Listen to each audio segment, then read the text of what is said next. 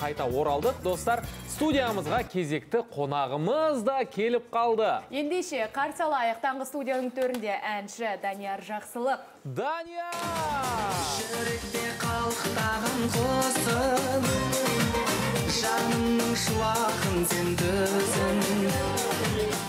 Ояным жалғыз өзің үшін жаным ау, мәңгілік солмайтын Келді. Қош көрд. Көңіл-күйіңіз қалай? Өте тамаша. 100%. Кептеліс болмай жақсы келдіңіз бе едік қояды. Иә, кептеліссіз. Иә, кешікпей. Тамаша. Енді жалпы әнші, өнер қауымы жалпы түске дейін ұйықтаған жақсы көреді. Өзіңізді күнделікті күн тәртібін айтып кетіңізші, сізде қалай басталады?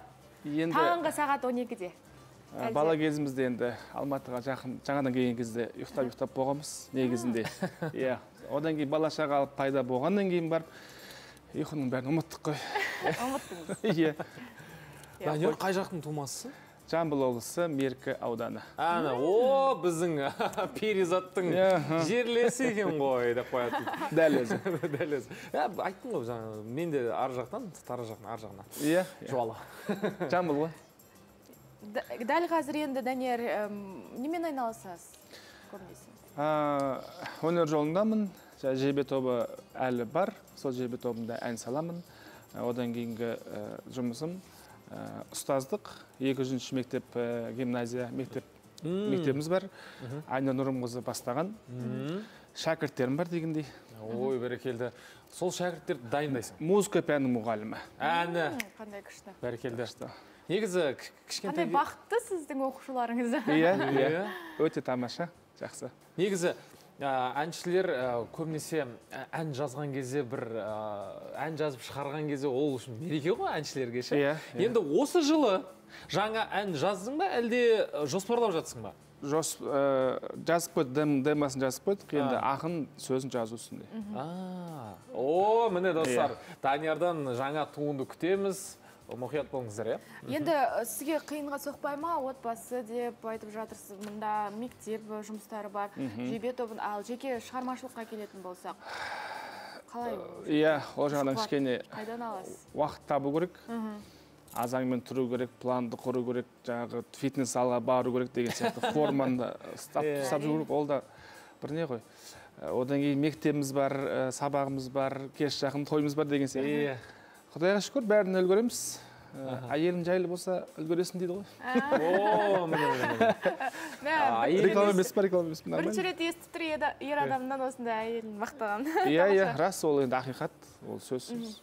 Енді мен ойлаймын да, мысалы, мен қазір бойдақпын ғой, әйеліңіздің құрбысы жоқ деген деп қояды дейді. Күйеуге шығып қалғандай.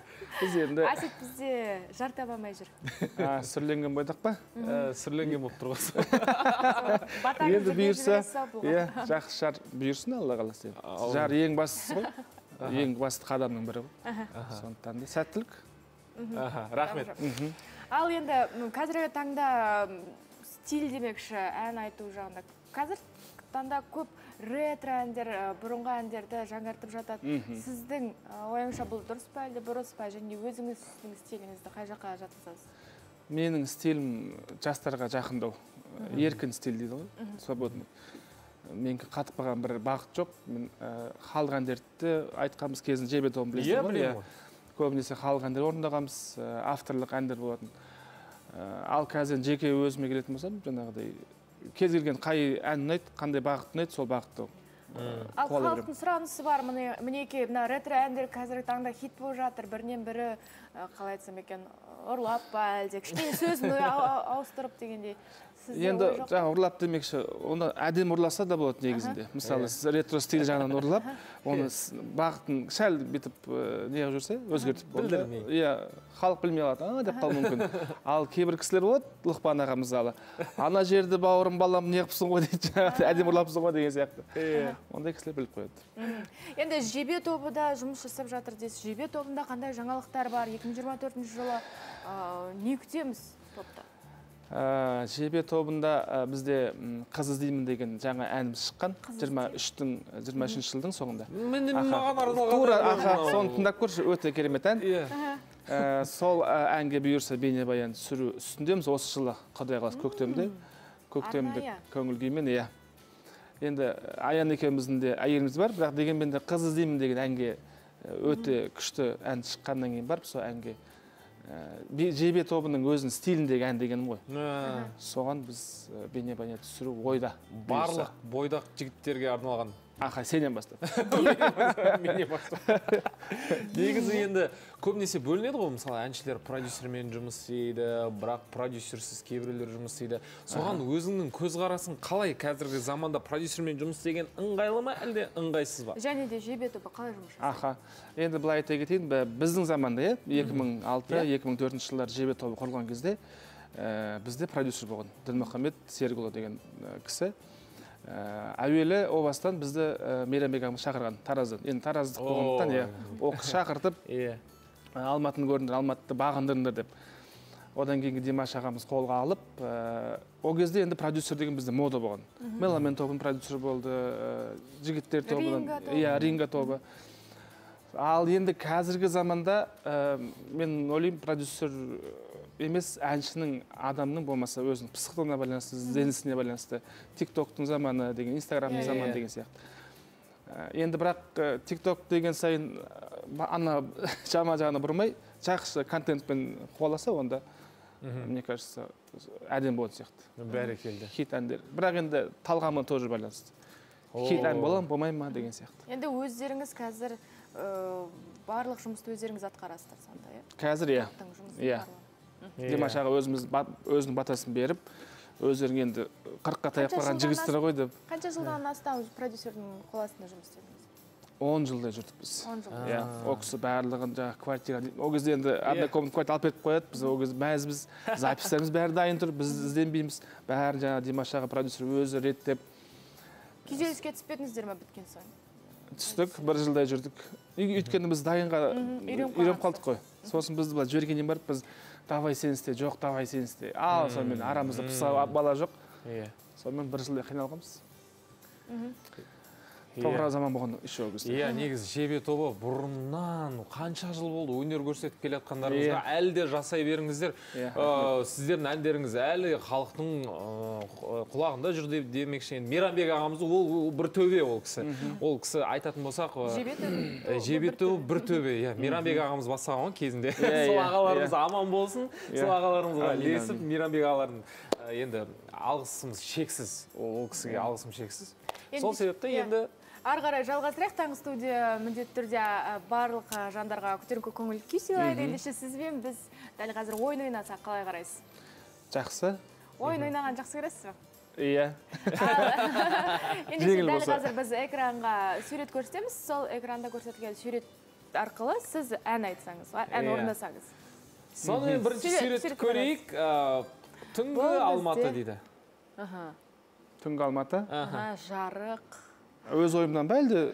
Қандай ойыңызға келді? Түндері ай деген сияқты. Алатаудың салқын самалындай, Алматының түндері ай. Ой, бәрекелді. Ласкают воспоминания. Дуэт па сразу. Ал келесі бізде сурет. Қандай сурет кетеді екен? Келесі сурет. Алла кімнің бөппасы? Кімнің бөппеші бөппа? Чип-чип. Аха. Ай-ай-ай. Чип-чип-чип. Чип-чип-чип. Деп. Ой, бәрекелді. Келесі суретті көрейік. Данияр, жақсы келесің? Жақсы келесің? О! Домбыраның үні Ой, бәрекелді. Керемет тапқырлық. Данияр, жарайсың? Сонымен? Арасында ақындығым бар ғой еще. Бір әнді өзің құрап жүресің қазір, мен сүйікті желбірегені, жаныма қуат береді. Таласқа түссе жанмен ту, жан емес маған керегі. Ой, Данияр. Желбірегені. Ай, Даниярдың дауысы да ерекше ғой негізі. Күшті. Ал бізде мынау. О, келесі сурет. Қар. Ақшақ. Қар ғой, қар. Қар, иә? Аппақ қар. Ой! Жер бетінде суы қызғары. Мұнарлан Таубай. Ойбой, кезінде жылап тыңдайтын еді бұл әнді. Айтпа. Дағы. Сонымен қиындау керек, ойлану керек бұл жерде. Анда іздейм жоқ, мұнан іздейм жоқ. Бұл сетте не болды? Ауылда, ауыл. Бір ән бар. Бұл... Телефонын кейде.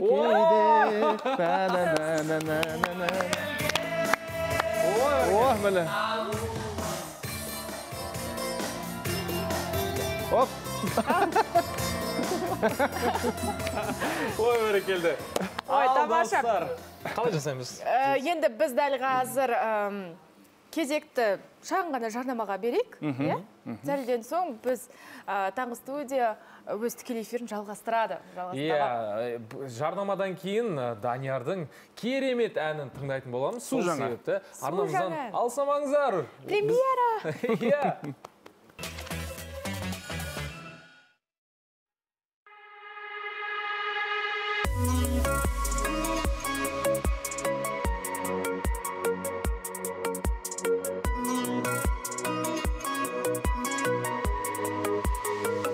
Sen жүрші еркелеп лағылымай Мен содан өртелем жаным одай Хаялын еркелей бер Көркемем еркелей бер Еркелей бер шарығым-ай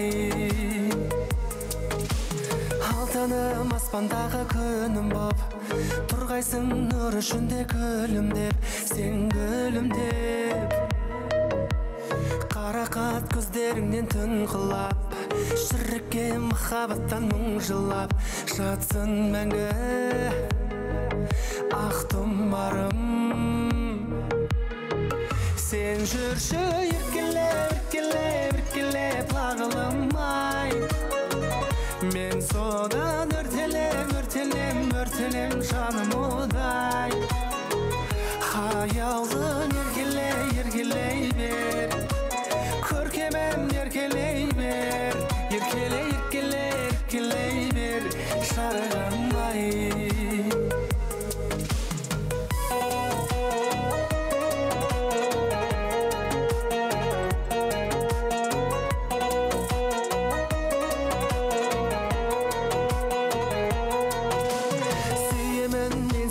жүрегіммен сен үшін өмірді сүремін мен білемін мен еркеле мен үшін бұл қуаныш әр сөзің көңіліме жұбаныш еркем менің көркем гүлім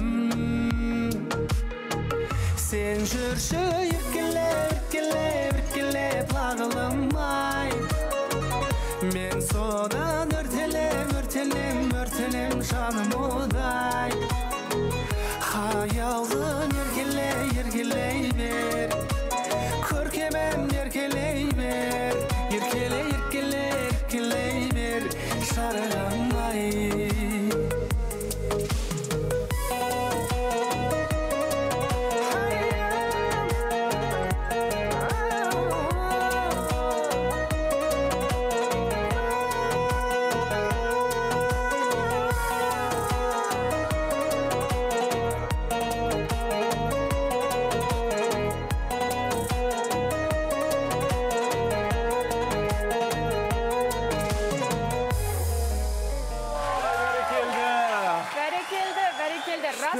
тамаша ән еркелегің кеп тұрады ке майысып сызылып өстіп қыз екеніңді есіңе түсіріп дегенде керемет осындай сезімге бөлеген сізге рахмет тамаша ән тамаша көңіл күй сыйладыңыз көп рахмет бүгін келіп осындай әдемі сұхбат бергеніңізге әлде сізді көреміз жебе тобымен де көреміз деген ниеттеміз алға қарай баса беріңіздер жебемен келіңіздер хиттарыңыз көбейе берсін расымен де енді Данияр мырза сізмен жанында тұрасыз ба әсет бізде келесі андай неге кетемін деп жатыр да қай жаққа қай жаққа не болып жатыр Ол жерде біз енді әрине орыс редакциясы дегенде қазақ редакциясы өз мәресіне жетті, қымбатты көрермен, бірақ та біздің әріптестеріміз жан жақты демекші, Әсет те өз тағы жаңа қырын көрсетіп жатыр. Енді мен де сіздерден, как говорится, опыта набираюсь деп, мына жерде орысша сөйлеп кетемін ғой, мына жерде кнопкам бар да, содан доброе утро деп бастаймын да қазір. Я, конечно, опыта набираюсь. Бірақ та Әсеттен бөлек біздің тамаша әріптесіміз бар. Сұлу да.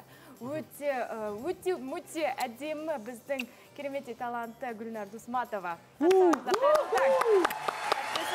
Рахмет, мои коллеги, қайырлы таң, спасибо, Данияр. Вот такая песня потрясающая. Жулдусик, ну ты его отпускаешь, да, на вторую смену, Асета? Ал, екінші рет мәрте чай ішіп қайды. Друзья мои, доброе утро! Если хотите, чтобы ваш день прошел отлично, включайте каждое утро телеканал Алматы, потому что только программа «Танго-студио» может задать правильный тон и зарядить положительными эмоциями. Конечно же, все самое интересное впереди. Мы начинаем!